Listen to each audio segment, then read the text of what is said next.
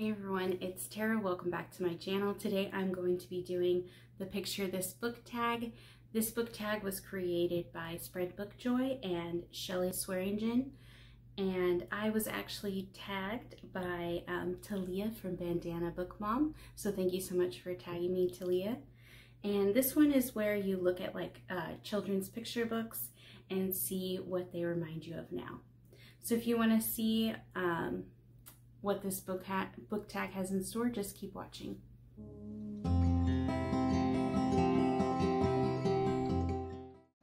So the first children's book is Love You Forever by Robert Munsch and illustrated by Sheila McGraw.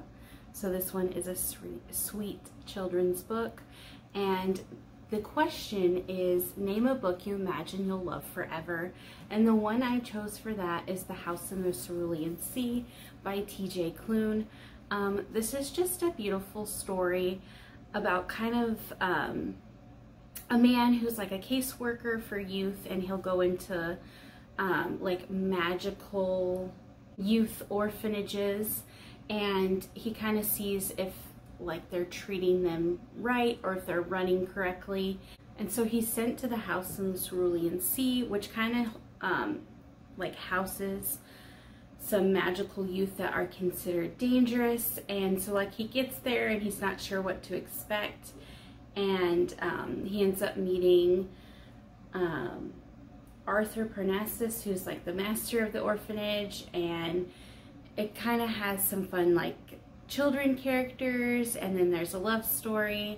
There's also like fantasy. So I really enjoyed this one. It will definitely be one that I'll love forever. I really enjoyed the love story, and I enjoyed just the children aspect in this book. So this is definitely one that stuck with me. So the next children's book is Alexander and the Terrible, Horrible, Very Bad Day, written by Judith Viorst and illustrated by Cruz. And the question is, which books or comforting things do you turn to when you are having a bad day? So reading in general is something I would turn to when I'm having a bad day, but probably like a historical romance book, because they're kind of easy to get into and read, and they always have like a happy ending. And then also I would say something that is like comforting, obviously it's ice cream. So when you're having a bad day, that always is helpful. It makes, like, cheers you up. Number 3 is The Very Hungry Caterpillar by Carle. And the question is, which book, series, or character sparked your hunger for reading? And so the first one, I guess I would say is The Missing Piece by Shel Silverstein. This is actually a book that I've had since I was a kid, and it is one that just stuck with me over the years. I actually gave it to my kids so that they have it and I could share it with them. And then another one is Charlie Anderson, and this one is by Barbara Abercrombie and illustrated by Margaret.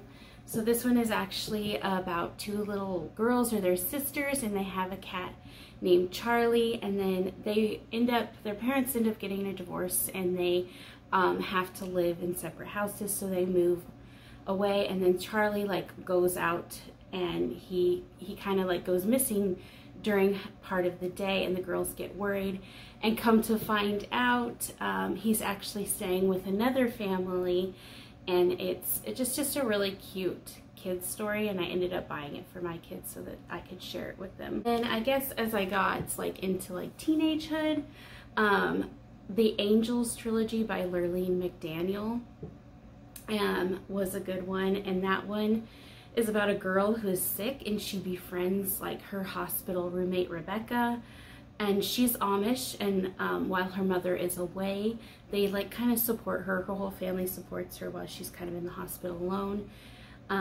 There is a spark between her and her roommate's brother, and I think it's like his name is Ethan, and it kind of goes from there. I really liked that trilogy as a teen. And then lastly, when I got like back into reading into adulthood, was the 50 Shades of Grey series and the Crossfire series by Sylvia Day. And so those are kind of like my progression through books that sparked my hunger for reading over time. Number 4 is Green Eggs and Ham by Dr. Seuss. And the question is, what's the most unusual book you've read? And so I would have to say Night Film by Maurice Pessel. This one is actually about a 24-year-old, her name is Ashley Cordova, and she's actually found dead in an abandoned warehouse. And it's like ruled as like suicide, but there's an investigative like journalist who thinks otherwise, and he starts investigating it. She's actually like the daughter of like a reclusive director, and so like it goes into the background of that. It definitely ends very interestingly, so I would say it's the most unusual book I've read. I did end up really enjoying it and giving it a 4-star though, so if you haven't read it, I would suggest reading it. So number 5 is Where the Wild Things Are by Maurice Sendak. And this one, the question is, what is your favorite book featuring the natural world? And I actually chose a nonfiction book for this one. I did listen to it on audio, and it is Endurance, Shackleton's Incredible Journey by Alfred Lansing. And this one is like a survival story. So in 1914, Ernest Shackleton takes a crew of men to the South Atlantic on an expedition to cross the Antarctic overland. They ultimately end up getting like stuck, their ship gets stuck, and then it ends up getting crushed in the ice, and they have to like survive. I believe it's on like the ice floes, giant ice floes, and they do survive for quite some time.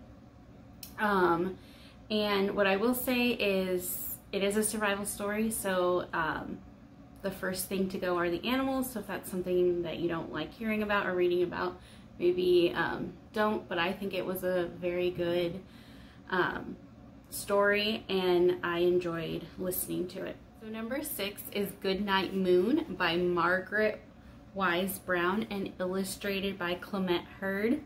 And the questions are, do you read at bedtime? And yes, I read at bedtime if I can stay awake long enough to read. And then I also will read to my children. When they were younger, I would read them a story, and then now we've kind of moved into reading chapter books at night, and so we'll read, you know, a few pages here and there before they go to bed. And then the other question that is associated with Goodnight Moon is, did anyone ever read to you at bedtime? And the answer is yes to that one. My grandma would read to me at bedtime. Number 7 is Guess How Much I Love You by Sam McBratney and illustrated by Anita Jarem. And the question is, who had the biggest influence on you as a reader?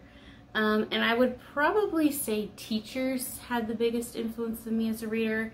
I felt more confident in school in like English and reading, so that's probably where most of the influence came. And then number 8 is The Giving Tree by Shel Silverstein. And that one is, which book or books would you give to an emerging reader, or which book have you given as a gift more than once?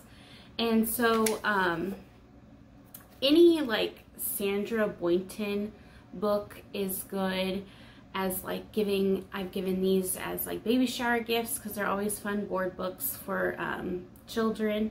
And then when children like start reading, the Mo Willems books are really good for those like emerging readers.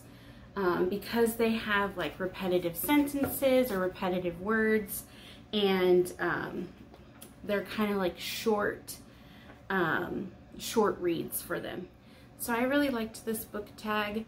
I thought it was fun looking for all the looking through all the kids' books and seeing how, you know, they relate to books I've read recently.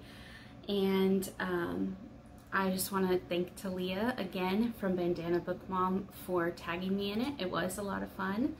And so now I tag Maria from Read Fine Books. I hope you, if you want to do it, go ahead and you're tagged in it. And then I'll also tag Kelly from Kelly Reads a Lot. This was a really fun tag. Please like, comment, and subscribe if you would like to, and I'll just talk to you all later. Bye!